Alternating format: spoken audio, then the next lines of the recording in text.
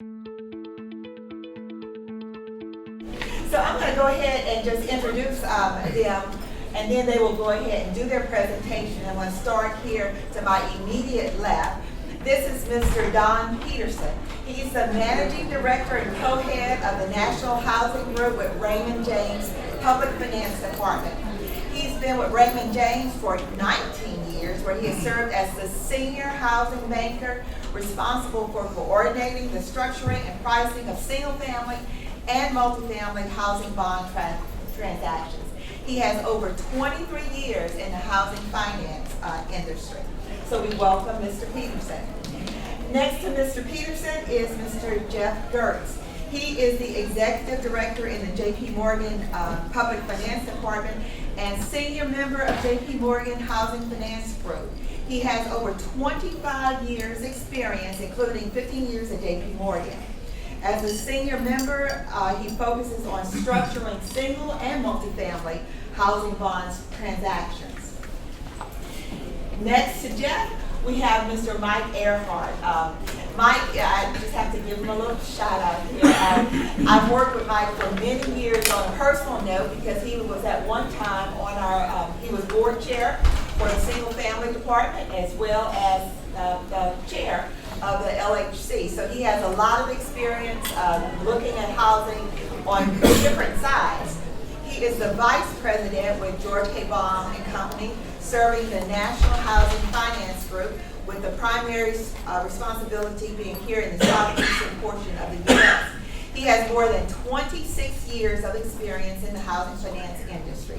And as I said, he has hands-on knowledge of the financial markets, and he brings a wealth of experience to the table. So thank you for joining us. And last but not least, we have Mr. Carl Benefield, who is the account manager for MGIC, one of the PMI companies here. He has been in the business since 2014. Prior to joining MGIC, he was a partner with Pinnacle Mortgage in Vanderbilt. So again, he has seen all sides of the mortgage industry. So hopefully, well, I know without a doubt that you will enjoy this panel and you'll get a chance to see how the sausage is made. So I'm going to turn the mic over now to Mr. Don Peterson for his presentation. Thanks, Brenda. Good morning, everyone. Appreciate your being here. Let's people join, but I'm just going to give a macro overview of the markets. I'm going to let the professionals here deep dive, so I'm just setting them up to get more specific about what Louisiana Housing does in terms of the products that serve low and moderate income home buyers and renters. But from a macro standpoint, I've taken some slides from our housing research group, so it's a lot of detail. I'm not going to get nearly into all the detail. If there's any questions, I'm happy to discuss it afterwards. But again, this is just a macro level overview. So this slide shows the affordability index for the last, say, 30 years. And I guess notably you'll see, around 2006, we had considered low points. And every market is different, but think of like California, right? California, it's impossible to buy a home. We had the credit crisis, the housing bubble burst, and in 2011, 2012, affordability reached a peak. So that was great, although we've seen a trend since 2012 of declining affordability, although we're still right about the average mean for the last 30 years. The concern, though, is just a negative trend towards affordability. Louisiana Housing and the HFAs across the country do serve that low to moderate income home buyer, and we kind of think of the entry-level sale as being their market. Entry level, we consider something below $300,000. If you look, I'll just stand up. If you look here, this far right, from say 12 o'clock to 5 o'clock, that shows the percentage of sales that are in this entry level. Right now, that's a record low of 43%. In 2009, that below 300,000 segment represented 75% of all new home sales. So part of the issues is that the construction costs, land costs, regulatory costs are all causing the cost of new construction to go up. And as a result, you see builders, developers skew toward the higher end product. On the upper left, that graph, it shows different price point segments for new homes. And below 200,000, you see a decline in building. But the luxury segment of the far right, which is $750,000 homes and up, you see it's up 17%. So again, with increased costs, you can pass that along to the consumer, and it's easier to pass along in the higher end of the market. Continuing with that theme is, this increased cost. So it used to be that new homes had about a 50% premium to existing homes. So just think of a new car versus a used car, but a new home has a 50% premium historically. Right now we're at a historically wide 22% premium. And during the crisis, the recent crisis, what that allowed was some institutional investors to buy foreclosed homes, distressed homes, and they converted a lot of single-family homes into rental pools. So that has decreased the supply of the existing stock, but it's also added new competition for homebuyers. So looking at, well, what are the costs that are really going up? Just looking at labor, 84% of builders say that there's a significant shortage of labor workforce. Estimating that there's probably 500,000 to 600,000 positions that would be needed to meet the existing demand. And without that, you're having to pay existing laborers more. The poster child is on the upper far right, siding. In 2018, siding labor costs went up 18%. So various components were less than that, but it all shows that there's a trend towards higher labor costs, which again is increasing the cost of housing and skewing it towards the higher end of the market. Post-crisis, you saw a large trend towards renters. And you had a lot of these institutional investors that were buying up single-family stock and turning single-family homes into rentals. The three columns on the far left all represent rentals. This is a single-family home that's been converted into a rental, a 2-bedroom apartment, and a 3-bedroom apartment. And you compare those costs all to homeownership costs. And the homeownership costs are broken down in terms of interest, maintenance, taxes, mortgage insurance. But the theme of this is that it's still cheaper to rent a single-family home than it is to purchase. It's about a 14% discount to rent a single-family home to purchase, and it's even more significant savings on a 3-bedroom apartment, which is about 30% below. Now, this is what drove a lot of the people towards rental as opposed to home ownership, in large part declining stock, increased costs, but also on a comparative basis, rentals were affordable. Now, the good news is we are seeing household formation trends uptick. Since 2005, household formation has been below average. But and a lot of that household formation, if you look in this far right, it shows from 2006 to 2016, most of the increase in household formation went into rentals, multifamily and single-family rentals. But since 2017, we've seen that owner-occupied homeownership have really spiked, and we've seen improved the homeownership rate to 64.3%. I think all of the growth in 2018 was in the owner-occupied segment. So we are seeing that the renter household formation is slightly negative, and the positive trends towards single-family and home ownership.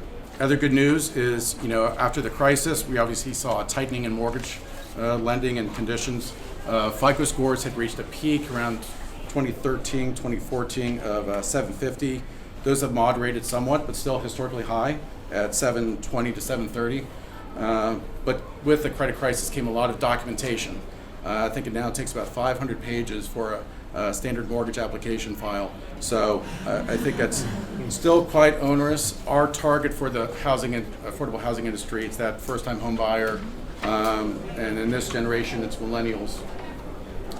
Problem for this entry segment is that millennials have a higher historic percentage of subprime credit than other generations. And granted, older generations have had more time to accrue wealth, and so it's natural that they'll have better credit scores.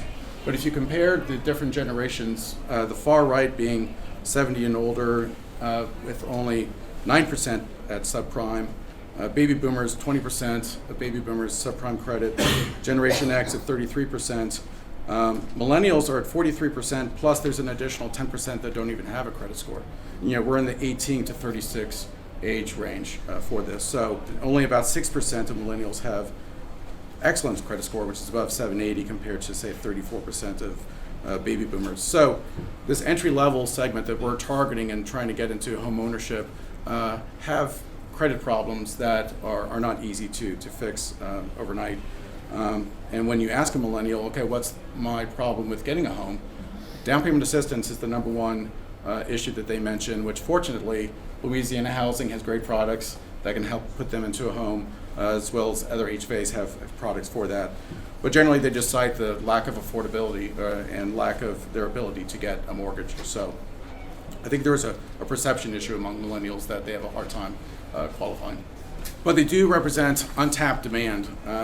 They say about 1 out of 3 millennials lives at home. And there's a lot of reasons for delayed household formation among millennials. You had, after the crisis, a weaker job market, cost of housing, higher credit scores were required. So it's not surprising that you have a large percentage of millennials living at home.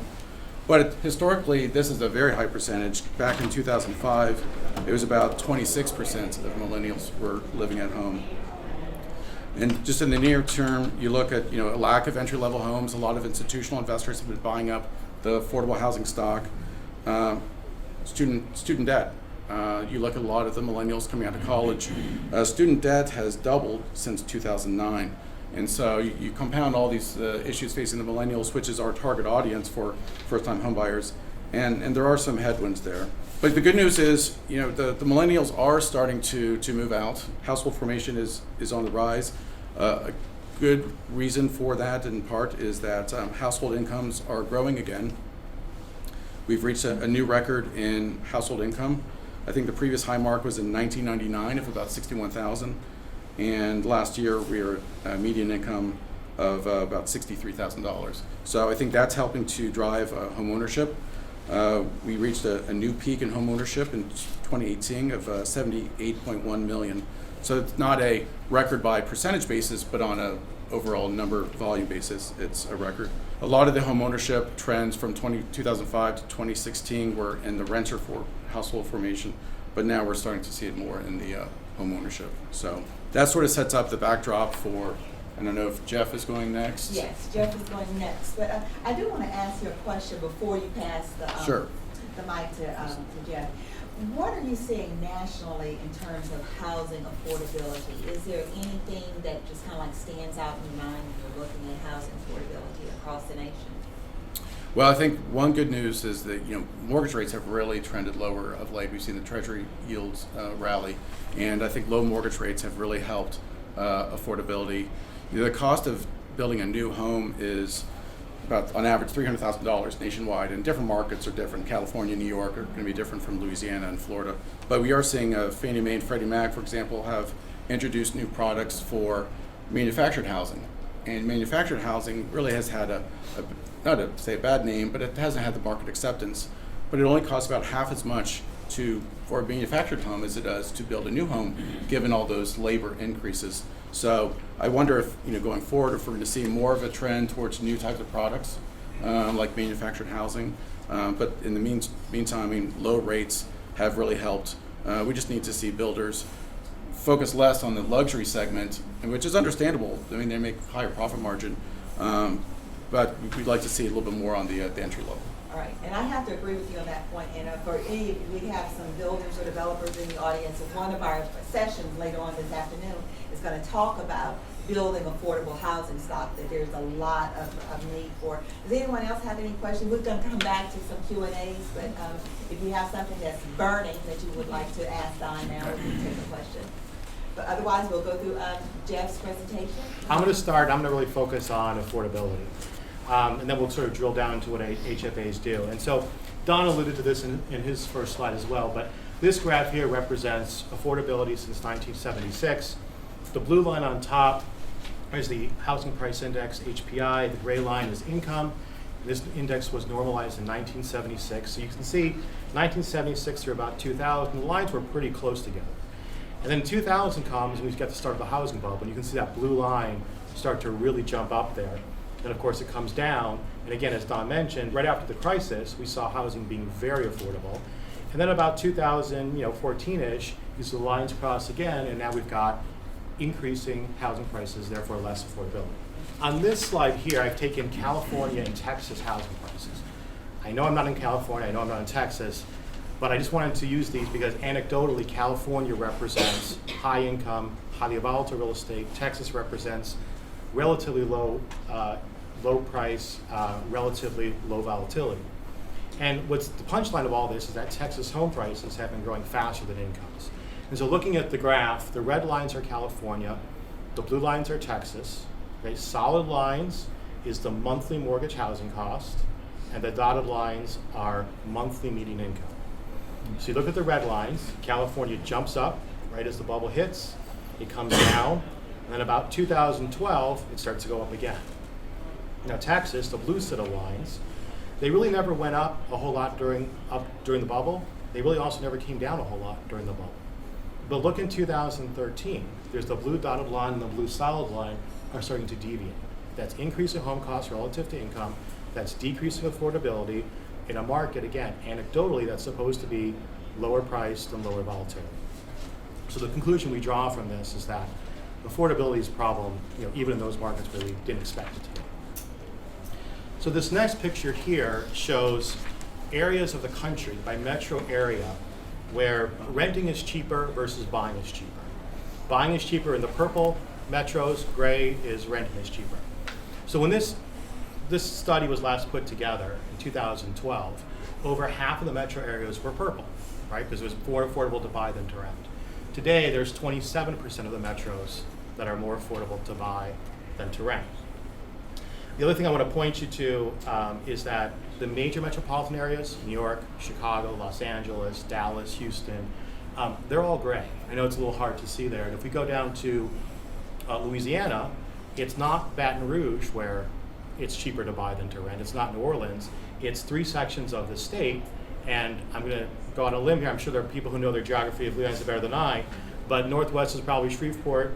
That's Lake Charles area down the southwest. It's probably Alexandria there in the middle. Again, the conclusion is housing is becoming less affordable all over the country.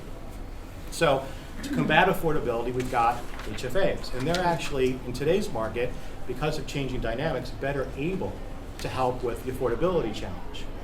So following the financial crisis, most HFAs used mortgage-backed securities, Fannie Mae's and Ginnie Mae mortgage-backed securities, that were sold into the to be announced, the TBA market. And this worked because, you may remember, there were several rounds of quantitative easing, which made MBS prices very attractive. But this gave HFAs the exact same funding as every other lender out there. So now we've got rising rates, generally speaking, not saying the last few weeks, but rising home prices have become challenging, especially for the first-time home buyer. Because home buyers are getting hit on both sides, right? The rates are up, prices are up, and first-time home buyers, unlike repeat home buyers, don't have a home to sell to buy their next home. So what's happened is actually the rising rates plus tax reform in 2017 and slower prepayments have actually helped HFAs return to funding their loans on a tax-exempt basis through the tax-exempt bond market. As rates have come up, their tax exemption is worth more. As prepayments have generally slowed, the programs are more profitable. And indirectly, through some of the tax reform things that happened at the end of the year, they affected the general tax-exempt municipal market, which indirectly has helped improve the market for HFAs. Also, HFAs are able to help really with affordability on 2 fronts, and Don also hit on this point, but with tax-exempt funding, they can do below market rate mortgages, and they also have ability to provide down payment assistance, which I think was HERA in 2008 that limited the entities that could provide down payment assistance, so this is actually a competitive advantage for HFAs. And the last point I want to make really refers to what we call alternate execution, but a lot of HFAs, or some HFAs I should say, use what we call premium pricing. So rather than have a first loan and a DPA loan, there's a first loan with a relatively higher mortgage rate that funds the first loan plus a generally forgivable down payment assistance loan. And we'll get to why that's important in a moment. The top line represents the 10-year average of the ratio of tax-exempt yields to taxable yields. The purple straight line right below it is the 3-year average, and that greenish line at the bottom is current. And the blue squiggly line represents the actual ratio over time. The top graph is the 10-year spot on the yield curve, and the bottom graph is the 30-year spot on the yield curve. Looking at the top graph, you can see that dark blue line, the squiggly line, is at or below the 3-year average, over the last year. And at the very end, it's tailed down. And the key here is that as that blue line goes lower, that's more advantage for HFAs relative to other lenders. The bottom graph shows the 30-year spot, which is not quite as impressive as the top one, but you can see they've hovered around the 3-year average, kind of went up a little bit, and then it trailed off. Now, this next page, and again, just stay with me here. This is the last point on that prior slide was about premium price mortgages. And the idea is that as HFAs make a higher rate first loan, they have a higher priced mortgage-backed security they have to then sell into the market. So this here is prices of Fannie Mae mortgage-backed securities, starting with the bottom blue line of 3.5% coupon, the green line is a 4% coupon, light blue is 4.50, and the purple line is a 5% coupon. So as the coupon goes up, price goes up, right? What I really want you to focus on is the white space in between the lines. It's not perfectly consistent, but it's pretty consistently white space between those lines. So as the coupon goes up, the price goes up. Now we look at the same graph for Ginnie Mae's. And so what's interesting here, you'll note that the white space is no longer consistent. In fact, where the red circle is, it's very, very compressed. And so what this means is that if HFAs want to make these premium priced DPA loans and then turn around and sell their Ginnie Mae into the market, they have a real problem when they start getting up into the higher rate MBS because they're not getting the price increase relative to the coupon increase. And so what this tells us is the tax-exempt bond market, A, I showed you before, it's working, but B, more importantly, the alternate execution, which is selling the loans outright, isn't working. And that makes that execution look that much better. And this is my slide I like to call the proof is in the pudding slide. So at the end here, the blue bars at the bottom show Housing Finance Agency bond issuance over the last 12 years. 2007 was the last of the pre-crisis years. It was almost $23 billion of single-family issuance that year. 2018 was a transition year, right? There were a few good months, and then there was the crisis. Following that, 9, 10, 11, 12, those were all post-crisis years. You can see issuance very, very low. At least I think you can visualize a trend line from 2012 to 2018 that is certainly upward sloping. And that just shows that the HFAs are having a bigger impact in the amount of loans that are getting financed over the last few years.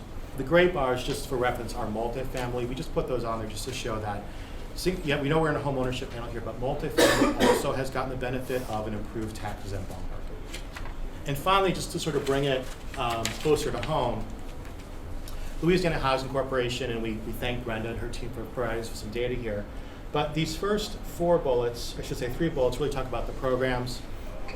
There's a market rate Ginnie Mae program, which is our non-first-time home buyer program, up to 115 AMI, 4% of assistance. But then there are the 2 bond programs. There's the home program and the assisted program. And the next bullet, DPA, down payment assistance, is very important for both these programs, between 5 and 9 on the home and 4% on the assisted. But here's where I really want to focus. Since March of 2018, when they reopened their bond program, they've closed $48 million of loans. And not that long ago, they sold a bond issue of $50 million, which provided funding for these loans as well as some others. That's the largest bond issue since 2007, which, if you think back to the slide with the bars on it, makes sense because now there's an upward sloping trend line that I talked about. And of course, the bond structure was really focused on providing funds for down payment assistance, which, as Don mentioned, is really key to these HFA programs. So I wanted to use LHC, obviously because it's their conference. We're here in Louisiana. But these results really represent sort of what's going on with HFAs across the country and how they're taking a bigger role in fighting the affordability problem. Thank you, Jeff. Thank you. So let me just highlight one thing. So if you're looking at, if you have a borrower, or if some of our participants here have a borrower or a client that they're looking at to find financing for,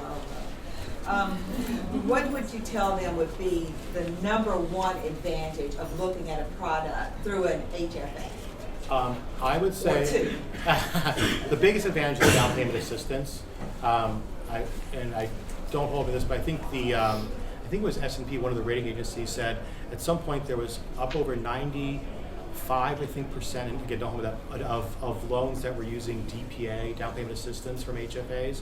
And so the big thing is down payment assistance. And the second thing is that, again, as we're seeing the tax-exempt bond market improve, HFAs can go fund on a tax-exempt basis, which allows them to then offer a rate that's below market to those who qualify. And I think that piggybacks exactly with what Don was saying, that down payment assistance is one of the largest barriers to homeownership. So you see how everything kind of like comes together with them. Thank you, Jeff, very much. Okay, Mr. Mike. Hey, thank you. So Mike Earhart with George K. Bob and Company. We're part of the finance team with these two gentlemen and with Brenda and her team at LHC. My goal is here to bring a little local flavor to what's going on in the Louisiana market. We've had macro, we've had economic data. Now the goal is to try to tie in a little bit of what's going on in Louisiana as a whole. So I'd like to acknowledge Norman Morris. He's the CEO of Louisiana Realtors. Who in the room knows, by show of hands, knows Norman Morris over at Louisiana Realtors? Zero. So if you meet him, say thank you.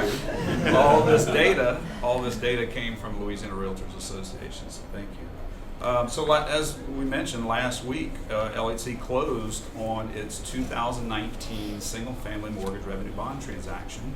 And what that does is that provides first-time home buyer down payment assistance of up to 4%, as they mentioned, for Louisiana citizens who want to buy homes. When we closed that transaction, I was just trying to come up with a rough estimation, and that's going to assist about 400 families statewide who want to become homeowners. And so with that being said, since it had been almost 10 years, that 2018 transaction that closed for LHC, it had been almost 10 years since LHC had issued any single family mortgage revenue bonds. So to be able to issue one in late 2018 and another one certainly this year is telling me that demand is strong and demand is there for home buyers that need down payment assistance. There's those TBA programs that Jeff mentioned and Don mentioned. There's also the single family mortgage revenue bond transaction. So demand is strong. We've heard a lot about millennials not buying homes historically in the last 10 years. And so really wanted to try to give an update with some data of what's happened the last 18 months. And we did a little research and came up with a Lending Tree study that came out in December 2018. And what this study came out with is that millennials, those roughly under the age of 35 years of age, millennials are about making up 1/4 of all home buyers in 2018. And so that certainly is an increase over 17 and 16, that of all home buyers, just 25% are made up of the millennials. One of the things that the data that Lending Tree came back with is that of all the homeowners, single females are more likely to own a home than single males. And those numbers being such as 22% of all homeowners purchases are being made by single women. And then that comparable statistic is 13% to single men buying homeowners. And so while we have a lot of data in this book, what I want to point out is we did a comparison of February of 18 to February of 2019 for these local statistics for us to discuss today and kind of compare. New Orleans is one of the major metropolitan markets where single women own the largest share of owner-occupied homes, being 27% compared to 15% for men. So just trying to give a local flavor to what home buying activity is looking like in the state of Louisiana. There was a CNBC housing reporter, Diana Olick, in the last 12 months made a comment. One morning they were interviewing her and she said, the millennials are finally buying homes. She said this in the last 6 months. Millennials are finally buying homes, and her tagline sticks with me forever, is that you can't fight biology. That at some point somebody's going to get married, somebody's going to want to have kids, and they're going to buy a house after that. And that was from Diana Olick on CNBC. So we have a lot of data in this book, and not really interested in diving too deep into the data this morning, but it's there and it's available for you to, I believe it's going to be parked on the conference website, is that correct? Yes. So you can download it there if you like. But just touching base on a few highlights of what's going on in Louisiana is that we have found, from the February of 2018 to February 19, more people are listing their homes. The listing count is up nearly 16% year over year. We also found through the data that's you're provided is the prices are higher. So the total dollar volume of all listed homes in this geography was up 25%. And then one little small thing that I noticed in the data is that the absorption rate is slightly lower, not much, but it's just come down a little bit, meaning the homes are not selling as fast at a rapidly rate. They were staying on the market, for example, 38 days last year, February. This year they're staying on the market a little bit longer. The pending sales count is up. So what does that mean? If you have a pending sale, then there's more units. The count is up year over year. So that's a good sign for Louisiana's real estate market, that it's robust. Things are going well. Pending sales volume is also up 19%. And then closed sales count, units, is up 10% year over year, February to February. And this is the greatest statistic that's in your book that I believe is an indicator showing our Louisiana real estate market is strong and it's robust. The distressed listing count is down 13%. That means a pre-foreclosure or a post-foreclosure, that distressed listing count is down 13%. Our Louisiana real estate market is strong, it's robust right now, and that's one data indicator of it. One last statistic about the Baton Rouge market: you have a median list price of $254,350 last year, February. And then go fast forward to this year, and it's up to $265,000 just in the Baton Rouge market alone. So just kind of gives you a sense of local market statistics of what's going on. And then by a show of hands, who's realtor or loan officer in the room? Anyone? 1, 2, 3, 4, 5, 6, 7, 8.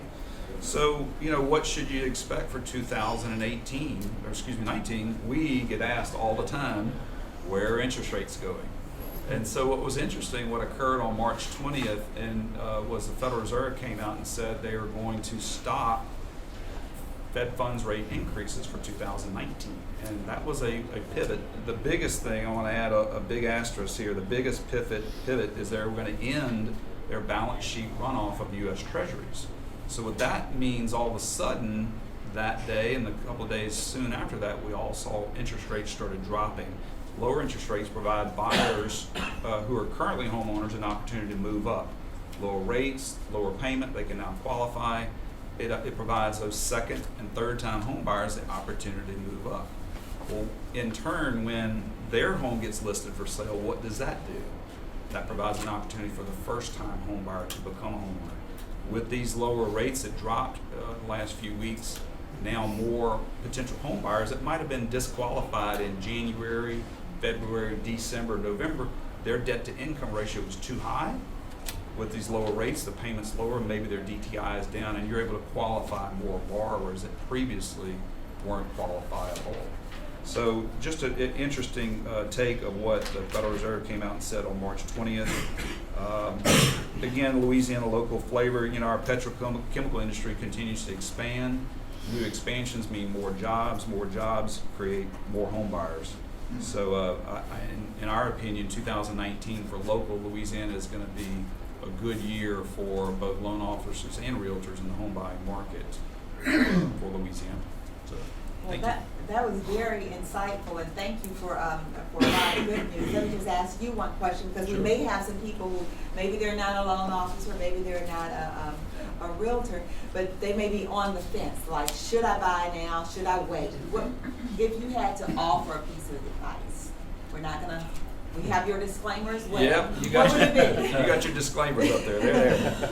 Long-term studies show that the wealth effect of owning a home versus not it provides additional wealth for someone who is in their retirement. So if the rates in where we're at today, go back to, I think it was 2010 was the lowest historical rate, around 3.25% for a conventional rate, right? And so you got to remember on the timeline of history of in the 80s, early 80s, rates were 18% for a conventional loan. So if someone's who's on the fence trying to decide whether to buy or not, you're back to that historical low. You're very close to it, and you do see opportunities for first-time home buyers to get into their first house.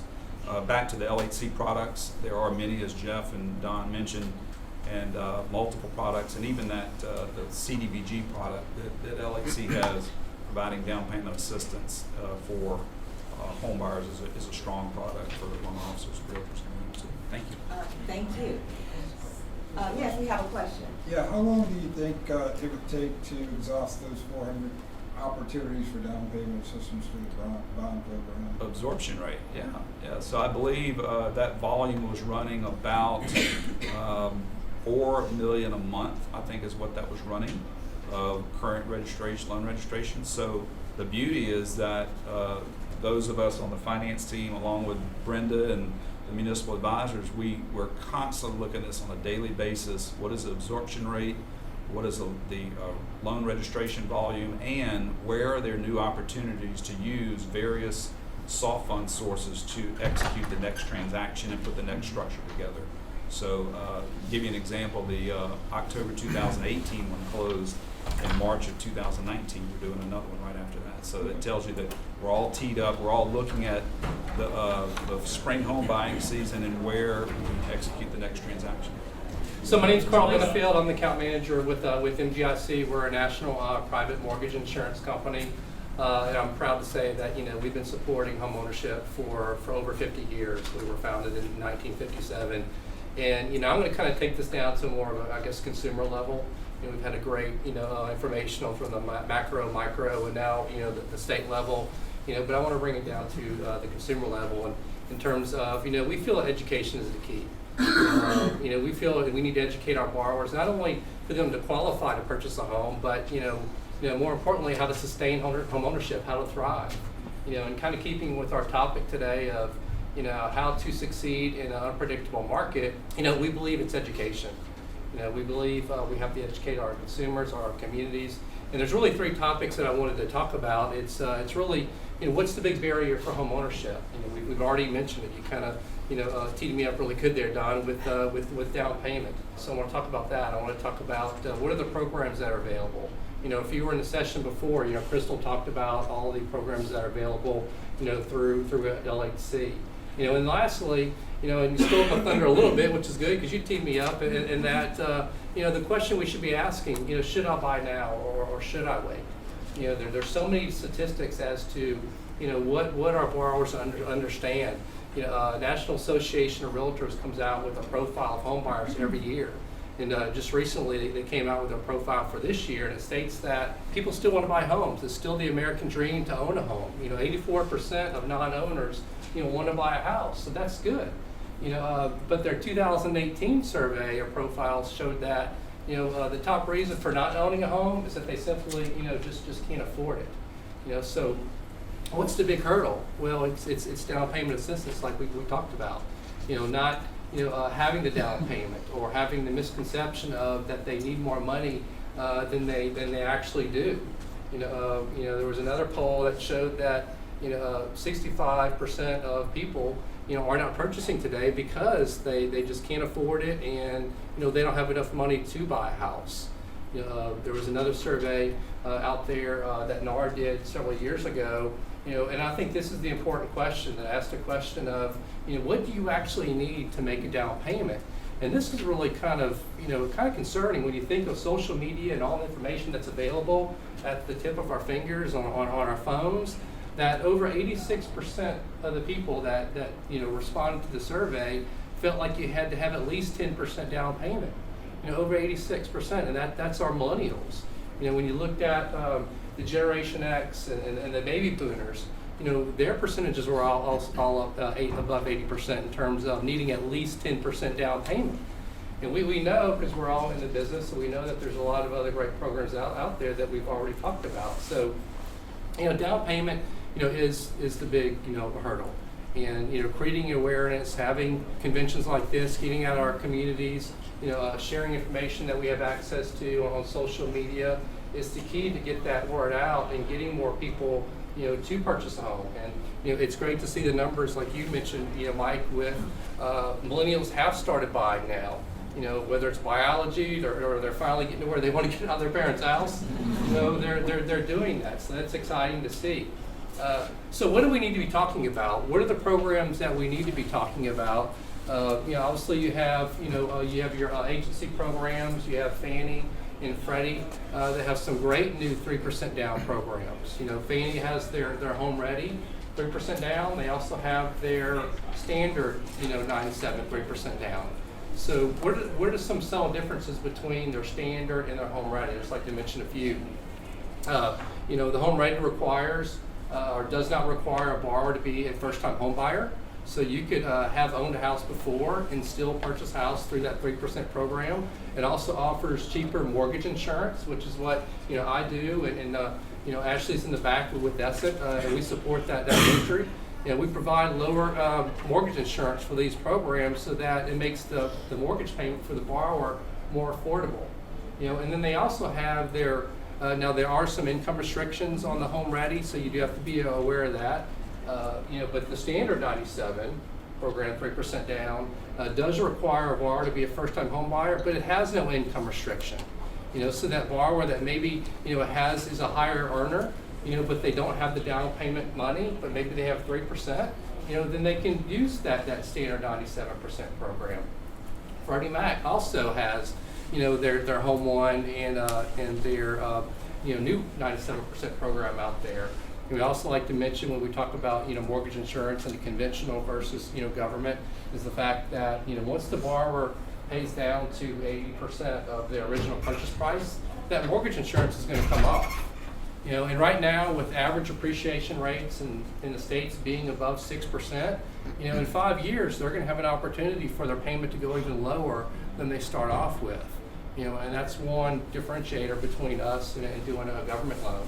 And of course you have your FHA, 3.5% down, great product, allows, up to 6% seller concessions.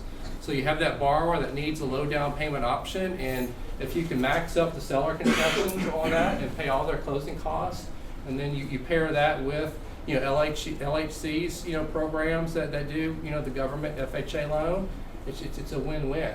So you've got your conventional, you have your FHA, you have USDA, which is 100%, no down payment. And again, that same product is available through some of LHC's programs. Just phenomenal deal there. And then, to speak on, Crystal did such a great job earlier. You have so many programs that y'all offer, and I learned something today. You're always learning something in this business. And I learned about the MCC, piece of that, where a borrower that goes through that is able to deduct up to $2,000, each year on their federal tax returns, and use that as a monthly income. So, one of the other barriers that are keeping people from purchasing houses is, student loan debt. They're coming in with a high debt ratio. Well, you pair that MCC program, that gives them a little bit of additional qualifying income. That may be the difference between them qualifying debt ratio wise or not. So the programs that we really need to be talking about are, the agencies, Fannie, Freddie 97s, the FHA, the RD, and all the great programs that LHC has. And then finally, I'll end with, the question we should be asking right now is, should I buy now or should I wait? And there was a study that showed that a house that's bought or purchased in January of 2019, 5 years from now, will be worth almost $40,000 above what they paid for. I mean, that's creating wealth. That's creating wealth in your communities. And you look over that same 5-year time frame, average rent being maybe around $1,000 a month. That's $60,000 in rent that they would have paid over 5 years versus having almost $40,000 in wealth created. And there was another study that showed that millennials, by the time that they're 30 years old, will pay $93,000 in rent. That's a lot of money. That's a lot of money that doesn't get back into your pocket. And I was in New Orleans last week, and I was talking to a lender, and he was actually doing a cash out refinance for an individual that purchased a house when he was 25 years old. In 2014, he was 25 years old, purchased his first home for $70,000 in New Orleans. He's doing a cash out refinance today, and that house is worth now $140,000. So in just 5 years, he doubled his worth. So, and the reason he's doing a cash out refinance is because he's taking money to purchase now a duplex that he's going to rent out. So, and here's a guy that's in New Orleans. He's a moderate income wage. He works in the school system, so we all know what teachers get paid. So he said, I had to make a decision back when I was 25. Do I want to keep the car that I'm driving right now, or do I want to buy a house? And he made the decision to buy a home. So that's the things that we need to be talking about. These are the programs, because when you look at the misconception that's out there with the millennials and thinking that you have to have at least 10 or in some cases 20% to put down, I think we have more people investing in our communities. Matter of fact, there was a slide that showed that when told 58% said that they would buy a house if they knew that they could put at least 5% down. 58% would purchase a house versus 17% would purchase if they thought they had to put 20% down. So, so these are the programs that we need to be talking about, and the question we need to be asking is what is it going to cost you to wait to buy instead of buying right now?